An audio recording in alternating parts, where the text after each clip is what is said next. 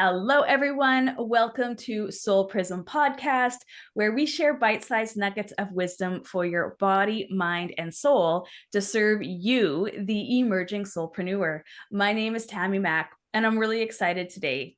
Today we have Jen Kahn. She is a holistic mood repair expert, master healer, and integrative functional nutritionalist focusing on chronic health conditions, stress management, and emotional eating. Through the blessings of modern technology, she works with clients all over the world in private consultation and through online workshops. When she's not working with clients, running events, or writing, she can be found hiking, cooking, painting, travel planning, snuggling with her kids, or doing nothing at all in upstate New York. Welcome, Jen. Thank you, Tammy. I'm happy to be here. So I'm curious, travel planning, where is your next place that you want to travel to? Well, we go to the Adirondacks most summers, and this spring, the big solar eclipse is going to be in totality where we go. So that's my next, it's not a huge trip. It's about a 5-hour drive, but that's where we're headed next. And then apart from that, I'm in decision paralysis right now about where I want to go after that. But what is your human design strategy, your authority? To respond. So you are a generator or manifesting generator? Manifesting generator. Manifesting generator. And do you have your emotional solar plexus defined? I do not. Oh, so it Completely is undefined, no gates. No gates. So this is a straight up, does this light my, soul on fire? Does this light my sacral up? Does this feel good to me or not? Right. And so it's interesting that you brought in analysis paralysis, right? Because that's not where you were designed to make your decisions. And so I love that you brought that into our awareness, especially for those that are sacral based and do use their sacral to make decisions. Get out of your head, get into your body. You know what's best for you. So I can't wait to hear where it is that you do decide to go. And that's going to be amazing to see the eclipse. So today we really want to talk about the pivot, right? There's a lot of times in our lives that we make these transitional pivots. Sometimes it's around 29, 30 through our Saturn return. But for many of us, we experience a really huge pivot in our lives during what we call the Uranus opposition. And so this happens between about 38 to about 44 years old. Some of us, especially six lines, we experience it a little bit later in life. I experienced it at 44. We're also experiencing a huge Pluto pivot as well. And for many of us, we're really feeling this in our business. And so I would love to talk to you today, Jen, about the Uranus opposition pivot and how it is influencing you and your business. Yeah, it's been an interesting 15 years. You brought Pluto up and the first Saturn return, and my own personal astrology, right around my first Saturn return, I hit what's called a Pluto square, and then Pluto entered Capricorn. And as a Capricorn, I basically feel like I've been going through 15 years of transformation. So about 15 years ago, I realized, what am I doing? I love working with people. I love coaching and counseling. I love supporting people in somatic work. I like going to yoga classes. I like cooking. I had been working on healing my own body and own relationship with food. Why am I not doing this? Why am I trying to do these other types of corporate jobs and that were interesting, but not really what I wanted to be doing? So I went back to school and started studying all of this and started working some with clients. And then I spent the next 15 years doing that a little bit and trying to figure out exactly how I wanted to angle it and trying this and trying that and having a lot of fun, but not really stepping all the way in. Fast forward to now, right? As you mentioned, Pluto is switching signs, and I'm in the middle of my Uranus transition, or just past sort of the fulcrum of it. I'm 46. And some people have said to me the things with the planets, like the outer planets, like Pluto and Uranus, is if you don't move, they will move you, right? And So this year, you know, I had an unexpected change in my main source of income. We've had a bunch of different changes and various illnesses going through my household. So it's been a big year of really leaning in and tuning in and getting back to like the fundamentals of like how do I function best day to day? How do I resource myself so I can support others? How do I support other people in supporting themselves and being connected to themselves, right? So it was like I got to practice this a number of times over the last couple of decades. And now Uranus is like, it's time, you're ready to graduate and do this full time again with clients.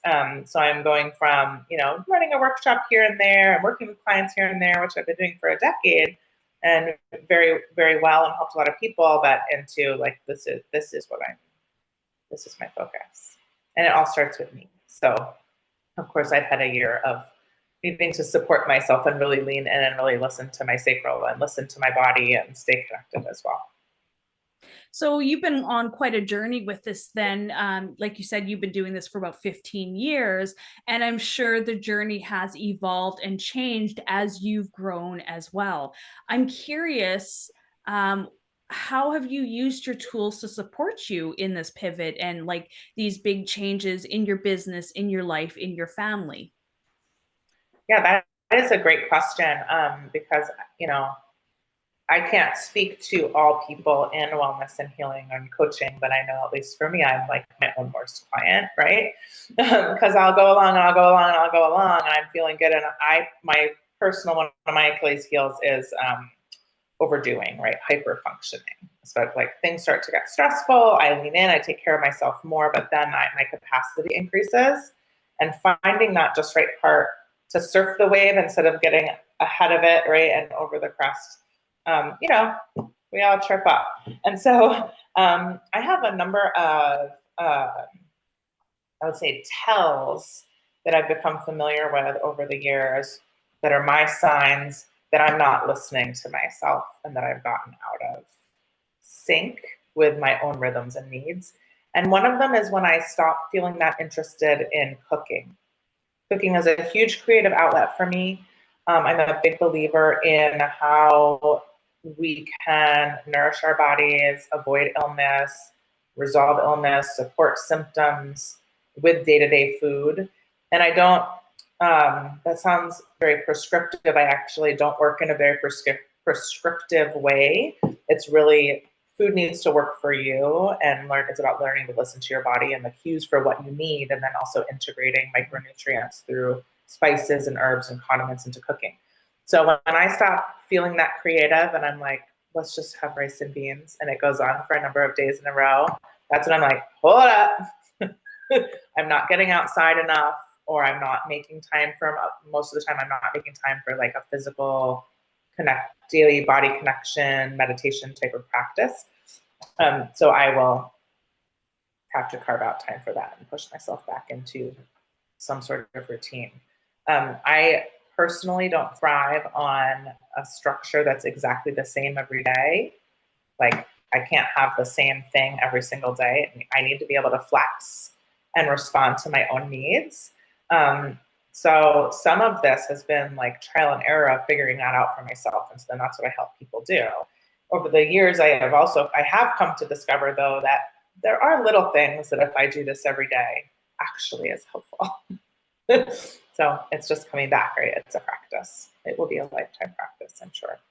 And exactly, that's right. Like it is a lifestyle, and it does change and evolve as we do.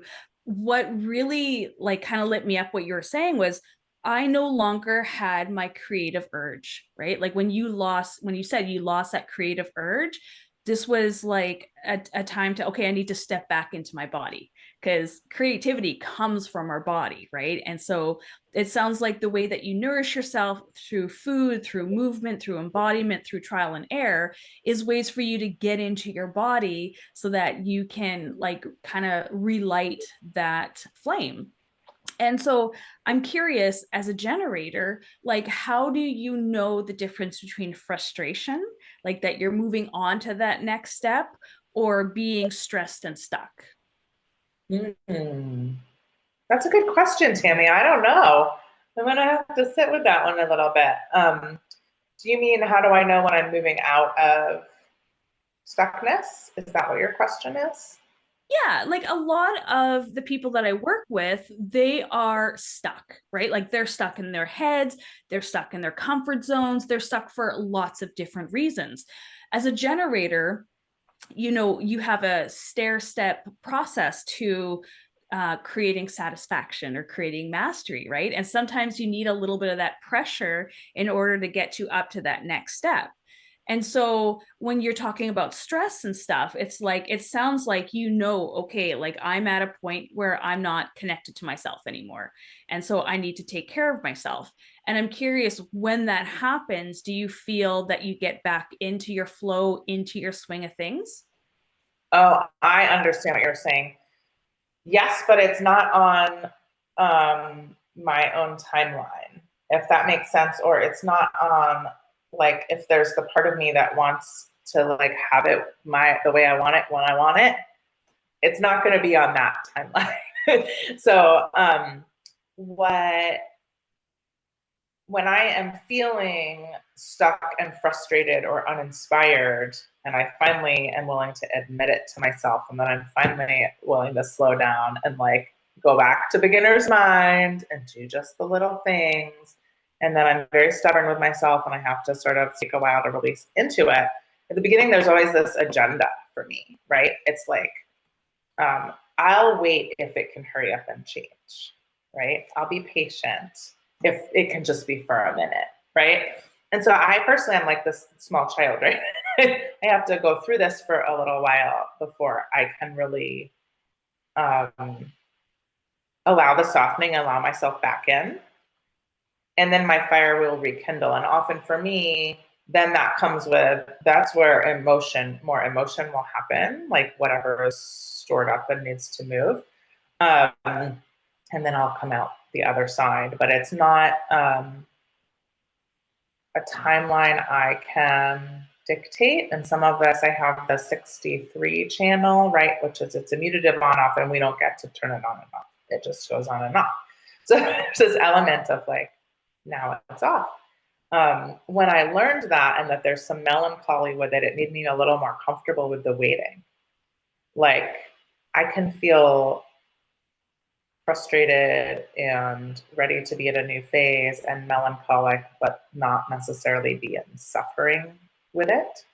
Don't get me wrong, sometimes it's nice to be kind of, have all the feels and the suffering with it, but it also can be like it can be a really deeply nourishing space to be in. And ultimately, even though every time I'm like, what? There's no problem. There's a next. The next step comes. And I find that I'm on the next step when I'm literally moving on to the next step without thinking about it. I took this class a long time ago from Louise Hay. No, it wasn't Louise Hay. Martha Beck. And she talks about a process of like the cocoon, right? And you turn to caterpillar soup and then you come out. And when you come out, there's a point where you have all these ideas. And she was like, don't commit to the ideas, right? Because you're going to want to like go after all of them. She's like, put them all around you, but don't like exert energy. You know it's the right one when you find yourself doing it without even thinking about it. So I use that a little as this is when I'm actually ready to sort of stand up and take the stop, is when I'm already stepping. Does that make sense? You said that you're a Capricorn, correct? Yeah, I'm right on the cusp of Aquarius and Capricorn. So what I find so fascinating listening to you speak, especially when you were bringing in the cocoon, being a Capricorn, you're in it for the long game, right? You're in it for the long run. That's like the Capricorn, like the mighty sea goat, the one that, goes the distance because they know that it's going to take a lifelong of coming in and out, but that's what progress is all about. And I loved how you talked about, well, I go into my cocoon, which is like grounding you. You go into your Cancer, right? Like, because Cancer is the opposite of Capricorn. So then when you go into your Cancer and you like come back into your shell and you take care of yourself and you nurture yourself and you self-mother yourself and your inner child and you take care of your embodiment, that gives you the strength and what it is necessarily for you to move, for you to come back into that Capricorn energy. And so I love listening to you dance in between the two of them, and intuitively what it is that you need to nourish yourself for that next level. Yeah. Thank you for that reflection. It is a dance. It feels like a dance. And in that way, it can be beautiful, right? And man, life is just life, right? And how we dance with it is, I guess, what we make of it. So I love that. So tell us, what is it that you love to share with your clients the most? I know that I experienced a session with you. We went into kind of a playful mode. It was like kind of a meditation and play. All I can really remember is that I went into kind of like a Pee Wee Herman persona. And there's a part of me that maybe has a little bit of Pee Wee Herman in there, but I got to play with that. And that was so much fun, you guiding me through that play. I would love to hear a little bit of what it is that you share with others and talk us through that process. yeah, absolutely. So there's multiple facets to how I work with clients, and some of how much we pull in of one thing or another depends on why they're coming to see me, right? If someone is literally like, I want natural solutions for endocrine support, that might look a little bit different than somebody who has been struggling with emotional eating their whole life, or is going through a huge life transition or depression or anxiety, right? So in most cases, I'm doing if I'm planning to work with somebody over a period of time, we're doing a whole person health intake, right? What are your habits? What supplements are you taking? What diagnoses have you received? What medications are you on? What type of practitioners have you seen? The kind of thing you might fill out if you went to a naturopathic physician. And it gives me an idea of someone's orientation to themselves, orientation to their health, and also what are we dealing with? And then where do they want to focus? What are their goals? Why do they want to work together? So some folks I work more with things like supplementation and natural wellness than others. And with pretty much everybody, we do somatic therapy practices. It's something I call element integrity, which brings in a number of different modalities along with element theory and metaphysics. And so that was what, Tammy, you got a taste of. And what this work does is helps folks to connect deeply with their body and use all of the wisdom that's in their body as a guide. So some of my favorite things about that is that our bodies are these incredible sources of information. And so there's information like, my leg hurts and therefore it's, maybe it's injured, right? That's a very straightforward information. Sometimes I take people on guided internal journeys, right? So they're journeying into their left arm and meeting creatures who have wisdom for them, right? And it can really unlock a lot of creativity. There is I just got goosebumps. There is a deep place of self-connection that people get to in these sessions, where it's like, oh, I am that, and I see myself, and over time, I trust myself. I can trust my body. I understand how to really feel my true yes, my true no. Some of the, I'd say, outcomes for folks I've worked with for longer periods of time, in many cases, they learn daily things that help them feel better with their health conditions. but also end up in a much more powerful place around making choices with their own healthcare providers. You know, how do you be in charge of your health if you're dealing with a chronic illness and you're seeing all these practitioners and this person's saying this and this person's saying that, and you get it, people can get into a very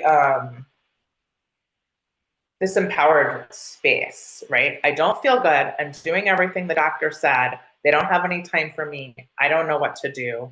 How do you get back in the driver's seat of that? How do you support yourself the best you can? Who do you go to? How do you fire a doctor, right? How do you make the decision to move on when you don't have somebody else to support you? Like, these are very real struggles. It can be really scary when dealing with health stuff. So folks end up feeling very powerful in that, like powerful to create their own medical support experience.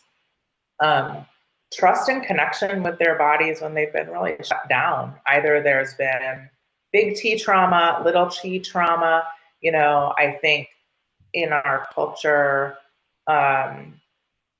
there's a lot of shaming and blaming around lifestyle, right? If you don't feel good, it must be because you eat chips, or you don't work out enough, or you're too fat, or you're too thin, or you're too tall, or your genes are bad, or blah, blah, blah.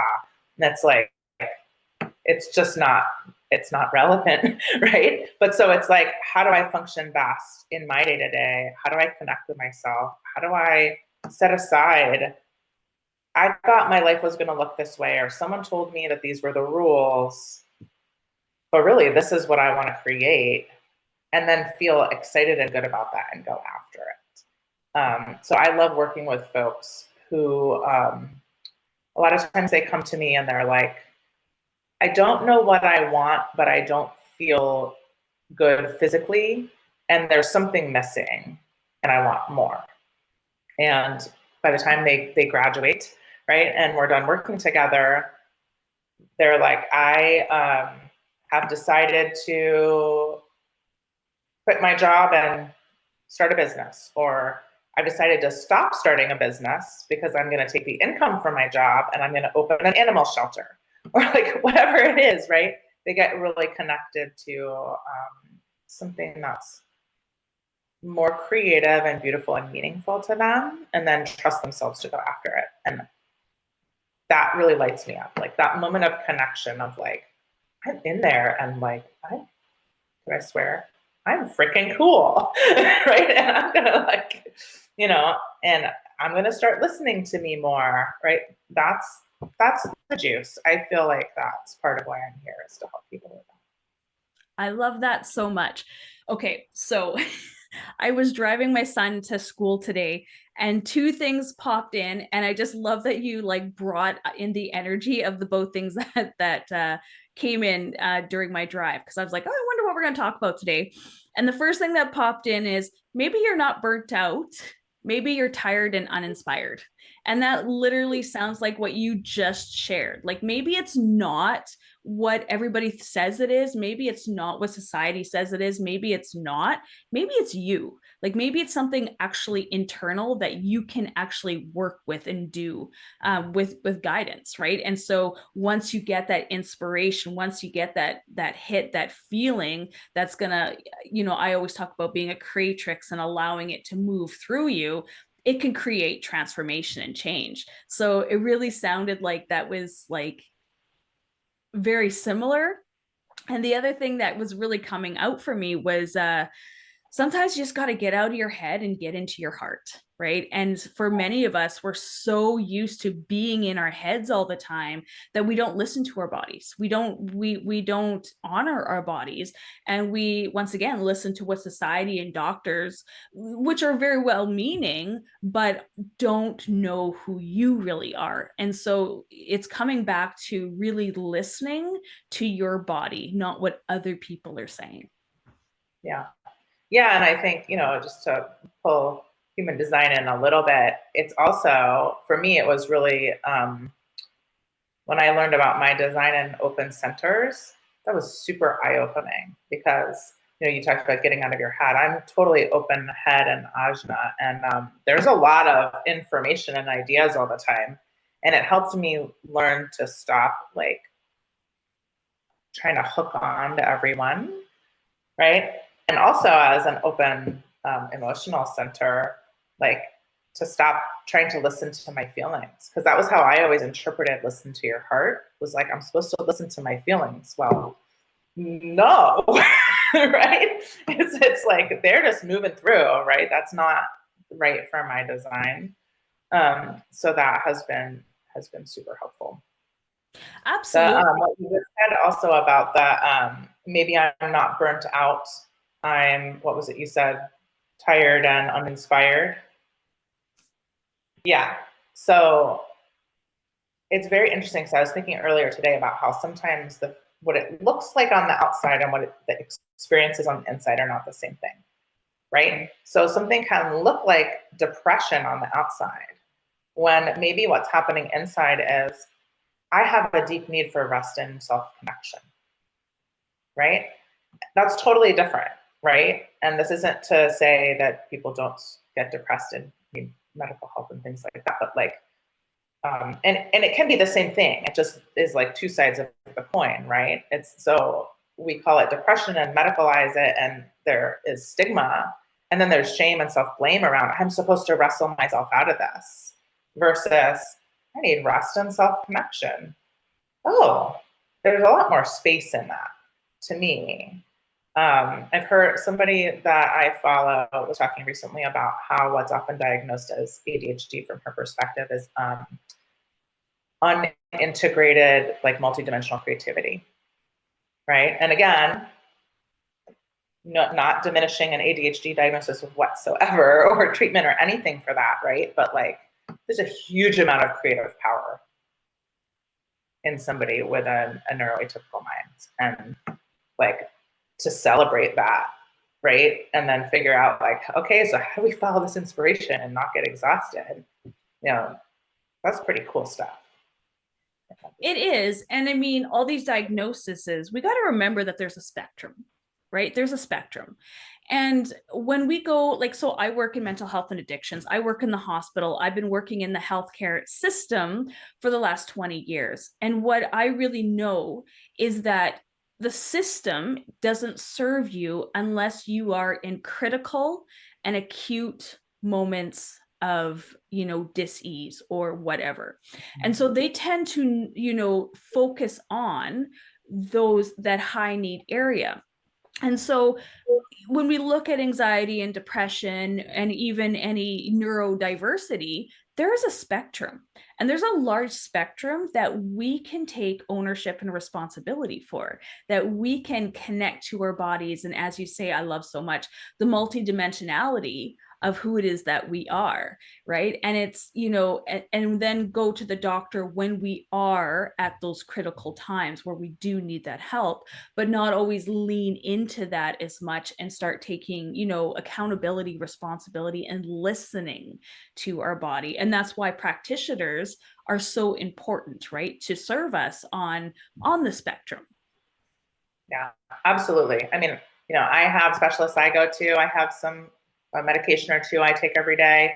And actually it took listening deeply to my body to get to where I was like, maybe I need to ask somebody about why I'm tired all the time and not just guilt myself about it. I'm working too hard. Bad Jen, right? Well, also, you can get some help from somebody. And there's nothing, there's so much shame around getting help, right? There's so much shame and just horrible biases. And working in mental health, I always say that people need to spend a week, everybody needs to spend a week here. Everybody does.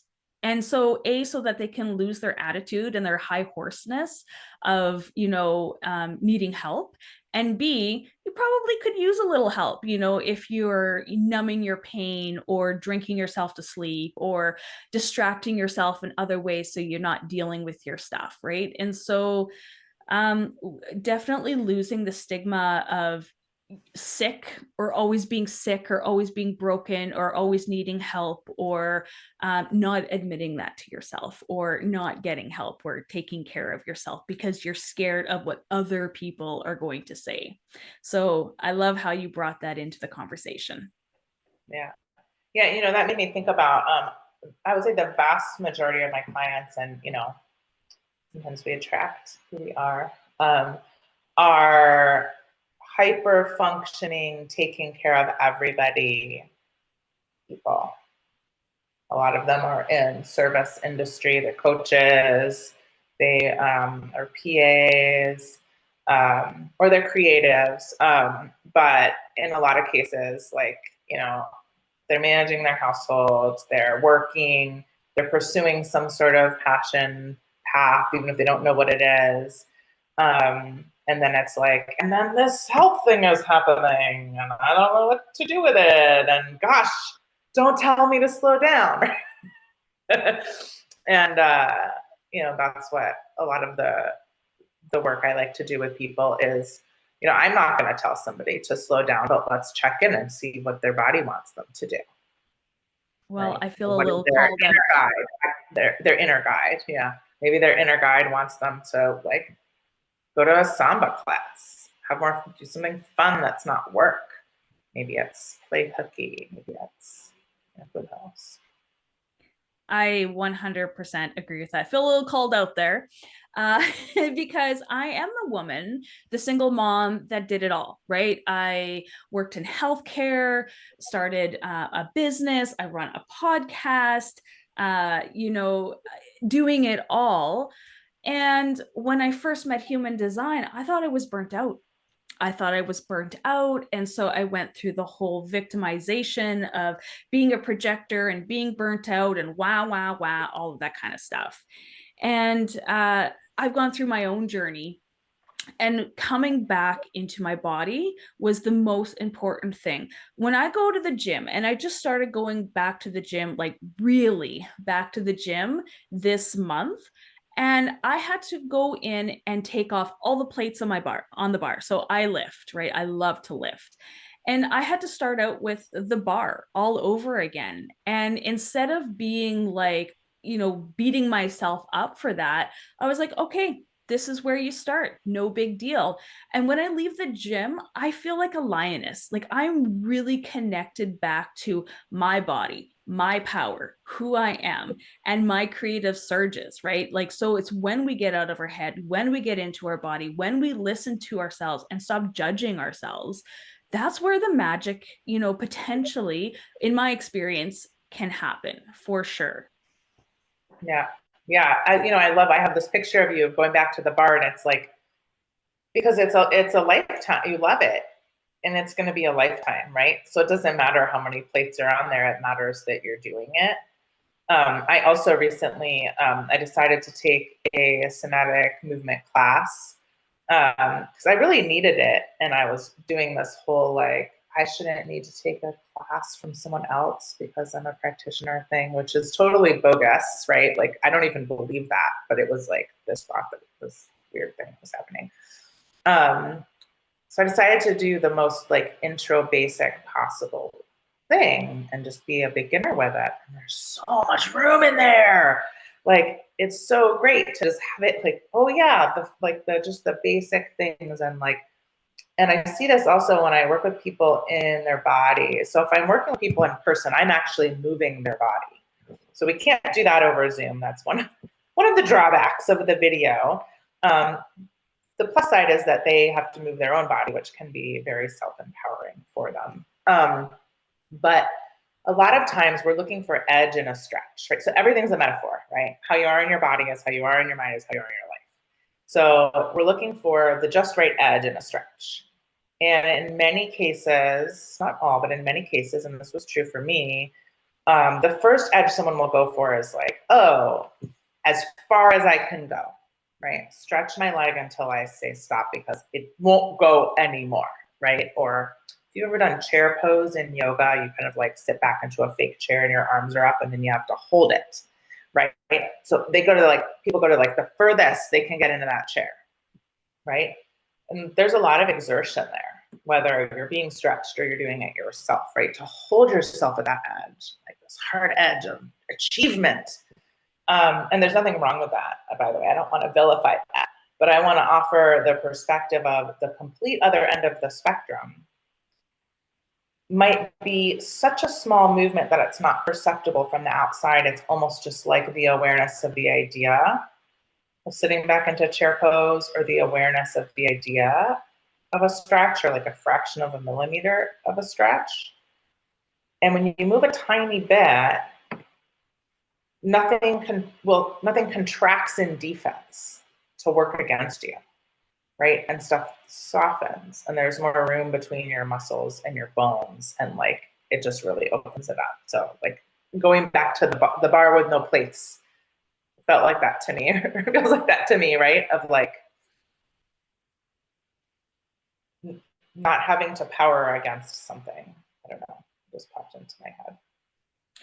And like, you know, the other thing with going back to just the bar, you really get to focus on what's important, right? Like it's not about the brute strength. It is when I have hundreds of pounds on the bar, but it's like, okay, my shin is sore. I need to stretch my calf. You know, it's those little fine tuning that I get to do, that I get to notice, so that I can build capacity for when I am ready for those big lifts, right? It's like I do a lot of restorative yoga, and I'm taking my 5-element restorative yoga certification, right? Because sometimes it's in the not going all the way. Sometimes it's holding a gentle pose for a long time and allowing your body to be comfortable, to finally not have to be 100%, and just to finally let it relax, right? And then you start building the capacity from that. And so I love what you're saying, you know, for the beginner mind or starting out slow, there's so much like room for growth in the beginner mind, as opposed to somebody who thinks they know it all or doing it all hard all the time. They miss the beauty of building that foundation, that capacity again. Yeah, I love what you said about how you can fine tune. You can't fine tune when you're holding 150 pounds or whatever that you lift, right? You can't fine tune where your foot is, how you're holding your sacrum, like what muscles are on and off, right? Because you're in it. So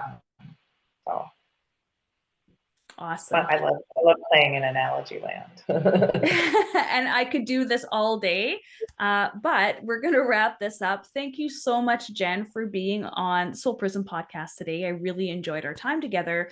Can you let us know, how can we find you? What social media platforms are you on, and how can we book with you? Yeah, absolutely. You can find me on Facebook, Jen Kahn, and I look very much like I look now. I'm wearing a purple dress currently in my profile photo. You can email me, JEN at allotropic, ALLOTROPIC.com.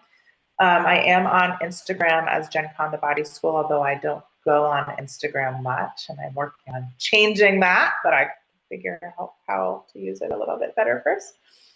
And I am pretty much always offering, and I'd be happy to offer to folks here, basically a half-hour free consultation and body connection activation session. So this looks like a brief conversation where you tell me what's going on with you and why we're talking, right? And then maybe about 15 minutes of guided process of like finding some of that connection, or starting to find some of that connection. And then a little tidbit kind of, okay, if I were you, I would do this one thing, take away, totally free. So I will send you, Tammy, a calendar link that you can put in the show notes so folks can book if they'd like. Amazing. And I highly recommend it. Like I said, I got to try this last year and it was so much fun. And for whatever reason, PB Herman came into our play. And so it's really exciting to see what comes up for you when you're working with Jen. All right, that's it, everyone. Thank you so much for tuning in to the Soul Prison podcast, and we will see you next week. Thanks for having me. Thanks, Jen. Bye.